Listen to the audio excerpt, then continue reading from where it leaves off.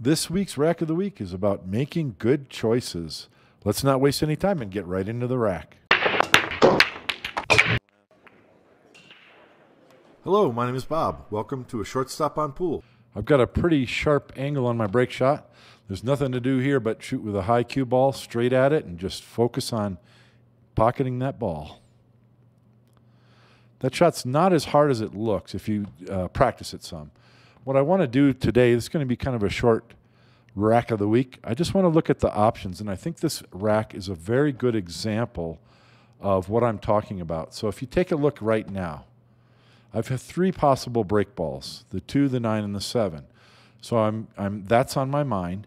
And then if you look at the table right now, I have 3 shots to choose from. The 14 ball, the 11, and the 8. The 14's kind of long. The 11's not all that bad of a shot as long as I'm doing something productive with the cue ball. The reason why I choose the 8 ball is because of this. When you got 2 balls on the rail that are close to each other, it can be tricky to deal with. You either end up having to shoot a combination, or you've got to play the cue ball pretty close above one ball so that you can get at the other ball, either from this side or from the other side. And I've got to eliminate the 10 ball before I can get an angle to shoot the 15. The 10's a blocker ball. And it's for that reason that I come around and shoot the 8, because I have a slight angle on the 8, and I can just bring the cue ball right over to here. So I have a shot on this 13. So looking at my choices of 3 shots, 15, 11, 8, the 8's the obvious choice. Cue ball is going to come over here, and I'll have a shot on the 13. So what do you do next? Do you play position for one of these balls up here? Obviously, from here, I have no choices. The only shot is the 13. What I decide to do is just hit it as soft as I can and shoot the 10 next. In other words, what I'm doing is I'm clearing the bottom rail, 13, 10, 15.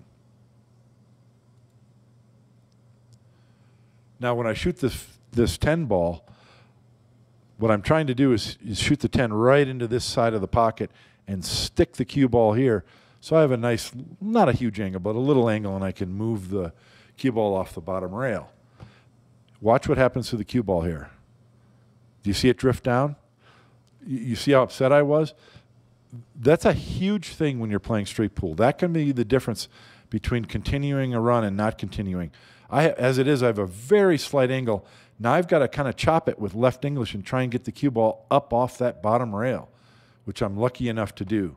But if the cue ball was, if I had stuck the cue ball on a stop shot on that 10, it wouldn't have been so hard, and I would have been able to get my cue ball to a better spot. So now I've got another decision, another choice. What are my shots here? I have the 1 ball in the corner, the 6 in the side, or the 12 in this corner. Which is the right ball to shoot? Now, I think a lot of straight pool players would shoot this 12, and I kind of like that. I think that's a better choice than what I do shoot. The danger here is when you shoot this 12, you don't want to disturb the 2, because that's your best break ball.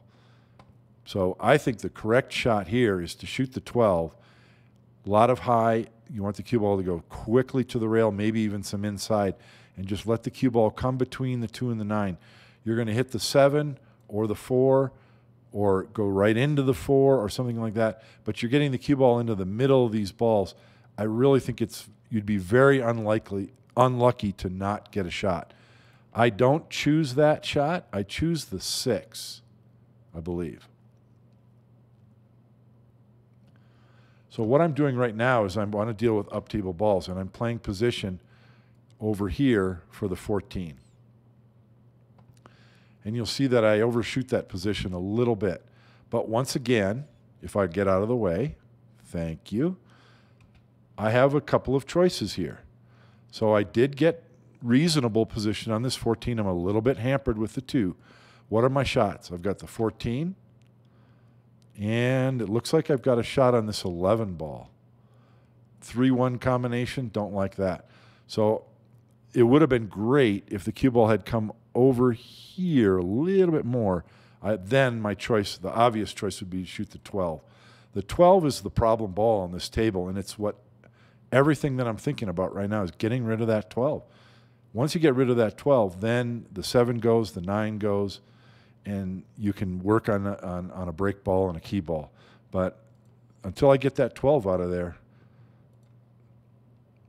I don't have a good pattern. So the 14 doesn't really lead to much. The 11 is a much easier shot. What I decided to do here is draw the cue ball into the 7. And what I was hoping for was the 7 to come up here or even up here. In other words, I'm manufacturing a key ball for my break shot.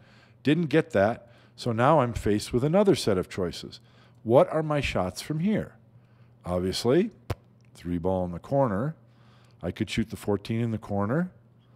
I don't quite have a shot on the 12, and I'm considering the 12 because I can just barely get past that 9, but I think I've got to use left English in order to pocket that 12. And I'm considering, because I can cue past the 3 and get left English on the cue ball, and I'm considering coming around like this somehow off the 12. I would love to shoot this 12, but I'd end up deciding that that's too risky of a shot. I could easily miss it trying to shoot past this 3. So then what do? Well, the easiest shot is the 3 ball. So what are my shots from here? Obviously, I've got the 3 in the corner. I do have a shot on the 14, and then I don't think I have a shot on this 12. So given those choices, the 3 has to be the right shot, and I think I've got a slight angle, and I get down and take a look at it right here. I've got a slight angle where I'm cutting it to the right, which is great because I can let the cue ball drift to this side, and then I'll have a shot on that 12. But as I look at it, I'm saying that's not good enough because if I don't get there, if the cue ball doesn't slide over, I might end up shooting it straight. Then my only shot will be the 1. And that's going to be hard to get that window on that 12 ball. So I decide to draw the cue ball back. And the reason is I'll have a shot on the 1 or the 7 if I don't get my shot on the 12. Now you saw the 3 ball enter this side of the pocket. And as it is, I still don't have a shot on that 12. So maybe I should have worked harder on getting a shot on that 12. But now what are my choices? I have a shot on the 1, and I have a shot on the 7. The 7 has to be the right choice because by just floating this in softly, the cue ball is going to come up here, and I'll have that shot on the 12 finally. And that's what I have. Now, a lot of players might choose to send the cue ball forward up this way for the 14 or possibly the 1. I choose to bring the cue ball to the center table, and if the cue ball goes straight up here, that's fine. If it hits the 4, I don't think I have any problems. Then I'll have a shot on the 9. I think I have the most possibilities from this position. And indeed, if you look at the table, I have 4 shots. I have a shot on the 1, the 4, the 9, and the 14. So it's at this point that I'm trying to pick a key ball. And I like the 14 as a key ball because if I can get a shot on the 14, I've got a pretty large position zone, I believe, to just bounce the cue ball off the rail and get a shot on my break shot. That said, what's the best K2 ball? And it's not the 1. It's got to be either the 9 or the 4. But I don't see that for some reason. What I'm trying to do right now is bring the cue ball up here for a shot on the 4 to go 9, 4, 1, 14. I think that's pretty terrible. Let's check out what happens. Yeah. So I get perfect position on the 4, but I don't think this is a good route. Probably would have been much better to bring the cue ball to here. Then I've got an easy shot on the 1 to get the correct angle on the 4 to slide my cue ball over for the 14. That has to be the correct play. So this is an example. I think I made some good choices earlier in the rack. This is a bad choice. Now I'm trying to draw the cue ball back, and the problem with this shot is you got to get perfect in order to draw the cue ball back to here for the 14, and I did not get that. So now I'm faced with a positional choice. What am I going to do here? I think a lot of players would try and send the cue ball up to the head rail with some left English and bring it back down here. And when you get the speed control right, it works perfect. But how many times I've tried this and either the cue ball goes right in the side pocket or it comes too far, you're against this rail, and you have the wrong angle to get on your break shot. The other alternative, which I think is even less profitable, is to go up here with right English and try and bring the cue ball this way. That's going to work out even less often, I think. So this is a terrible way to shoot a key ball, and this is a terrible key ball this is a terrible K2 ball for this key ball. What I decide I want to do is I'm picking the center of the head rail as a target, and I'm hitting it with a lot of left English. I'm hoping that the cue ball will spin to this side rail and off, and I'll either get a straight in shot or have a slight cut on this 14 ball. And I like this because it's the least amount of cue ball movement. It's still a lot of cue ball movement, but it's the least amount, and I think it's the most controllable route to get on that key ball. So if you just watched me play, you might say, oh my God, what a great shot. Look how perfect you got on that 14. Well, you know the reality now. I wanted the cue ball to hit the rail and come off, but I didn't show it. I ended up with a perfect angle, and I can just roll it in softly. Look where the 14 hit the rail here. That's what 5-inch pockets do for you. Really nice. And now I've got a great angle on the break shot. This is a very different break shot from the one that began this rack. Look at me checking the angle. But functionally, you shoot it exactly the same way.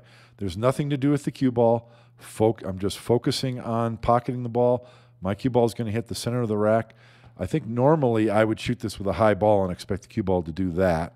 But for some reason, I shoot this with a stun shot stroke and bring the cue ball up table. I think I was really kind of aiming for getting those balls wide open, and they didn't separate it as far as I was hoping. But this is a great break shot.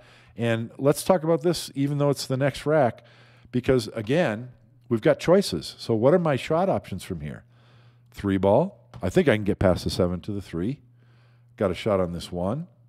Got a shot on this 9. Got a shot on the 10. So which one would you choose and why? 3 ball is probably the easiest, and you've got easy position on the 10 or the 8 next. But in my opinion, the correct shot, and I think 99% of straight pool players would agree, the correct shot here is the 10 ball. But the reason for that is twofold. The most obvious part is it's close to the pocket. The other part is the natural route of the cue ball following pocketing the 10 goes to the bottom rail and bing, right into this cluster. And the reason why that's a great shot also is I've got 2 insurance balls, the 1 and the 8. Really hard to not come away with a shot.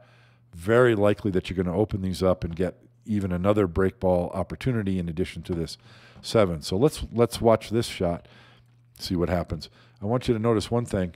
You do not want to use a high cue ball on this shot, because that can cause the cue ball to flatten out and actually curve away from the cluster off from the bottom rail.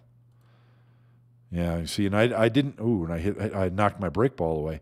You see, I didn't use a high ball, and it still kind of curved a little bit. Luckily, I think the 6 is a break ball for the next rack. Yeah, I'm checking it. Yeah, 6 is a break ball. Now, in this case, on most tables, I think you'd choose to shoot the 3 next. But with these 5-inch pockets, this 14-4 combination, you don't want to bypass that. You want to notice it at least. And that, even though I have 5-inch pockets, I'm taking careful aim. If your pockets are smaller than 5-inch, 4.5-inch, 4.25, you might think twice about it, because you're not lined up real well. But on this table, it's definitely the right shot. Just opening up the center of the table, and I'm really in business for the next rack. There are lots more Rack of the Week videos in this playlist.